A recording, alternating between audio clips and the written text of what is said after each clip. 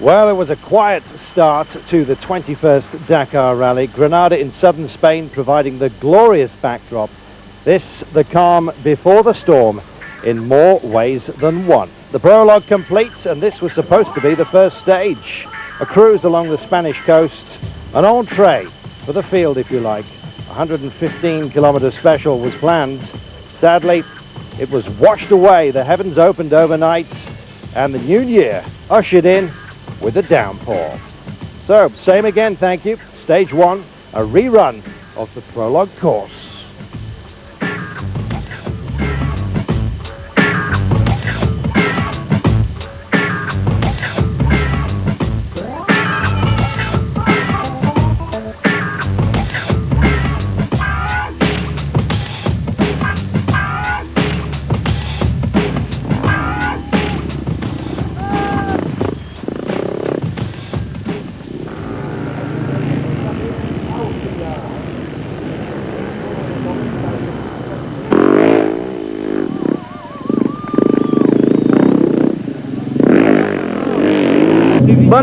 Bonne année, omedetou gozaimasu. Happy New Year. Meilleurs vœux. Buen año para todos. Feliz año 1999. So happy New Year to one and all. The dampness of the prologue repeated for stage one. Many were not happy at all. They wanted to get to Africa, to real racing as they call it. But everyone taking it very seriously indeed.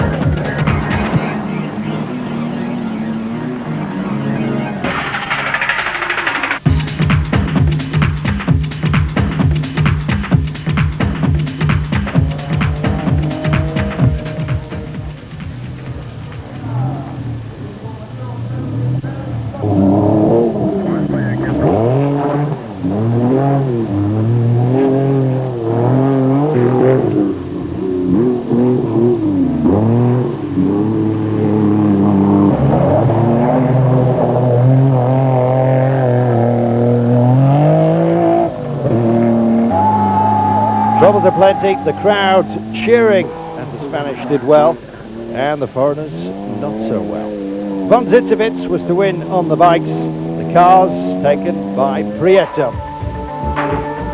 Well, the trucks weren't allowed to complete that prologue course. They would have to wait another day. Stage two in Africa proper. The liaison to Rabat over the water. We were in Africa at long last. So stage two, a 100-kilometer special. Heading south along the Moroccan coast, near to it, to Agadir. The Dakar finally reaching the continent of its destination.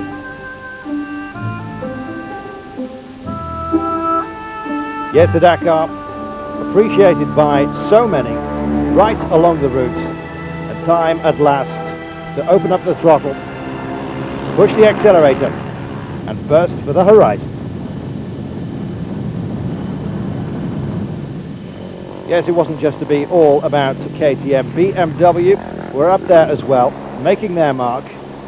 And indeed, the Mitsubishis weren't having it all their own way either. The Nissans and the Schlessermobile there as well. Kenny Gardner on the KTM. Their marketing director throwing down the gauntlet, and indeed victory for him on this first proper stage. All the others playing catch-up.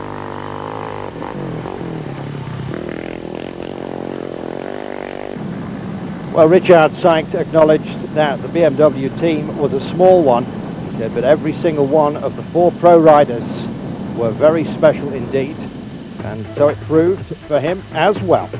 Kindergarten first ahead of Roma Fasola, ranked fourth on the day. Well, where there are two wheels, there are of course four in the Dakar.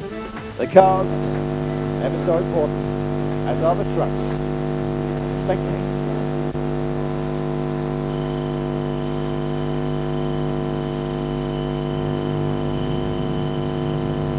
Well, wet conditions overnight made for a damp start at Jean-Pierre Fontenay. looking very good indeed. Cool and relaxed, finishing ahead of Shinazuka. Vieto was third on the day. Matsuoka fourth in front of Serbia. Yes, the dry conditions, when they came, started to cause problems. Punctures began, and indeed that's to be a feature of the race soon after.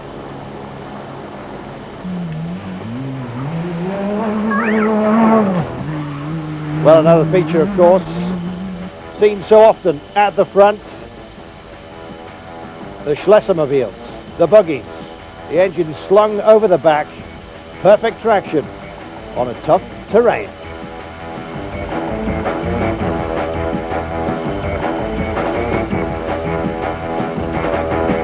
And the monoliths, the Tatras, the Kamaz, Iveco, Mercedes, all there, desperate to start real race conditions after they've been stopped from taking part in the prologue and stage one. So Agadir then, onwards, southwards, 230 kilometers of special. The liaison finally at Tantan.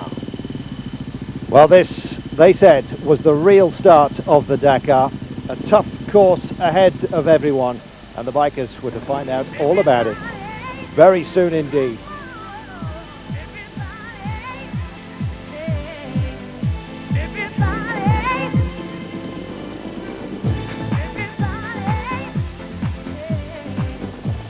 Well, tumbles there were, mechanical problems and physical problems. Fabio Fasola, one of the first to go out injured. There will be many more to follow. Well, this day really did sort out the men from the boys. Alfie Cox, the South African. He said he was going to feature. He certainly did. Third on the day behind Kindergartner. Gian Roma just getting the drop on the pair of them, finishing the 230 kilometers in 2 hours 14:07, and they were the 1-2-3 overall as well.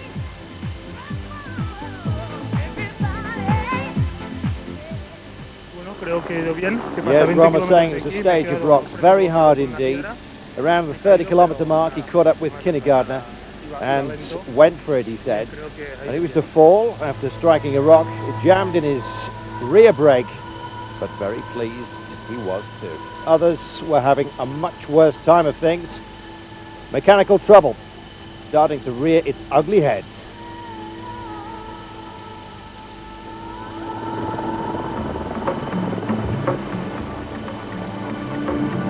Well, as some failed, others gained. Kleinschmidt was to become the first woman ever to lead the Dakar overall. She wasn't holding back.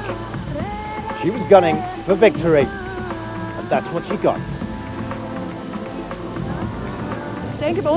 Secret, she said, no punctures.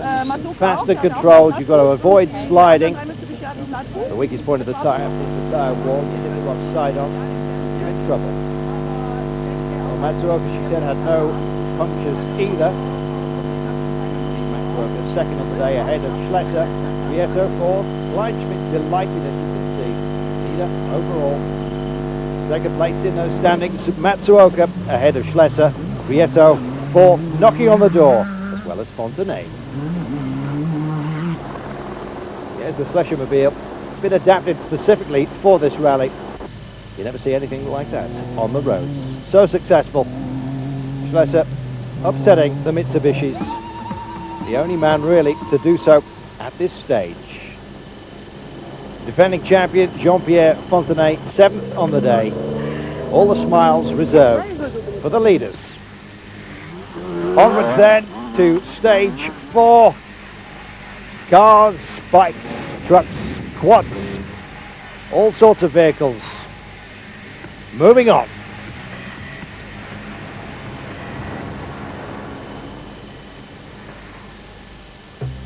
So time to move on further south, heading into Mauritania, a 451 kilometer special.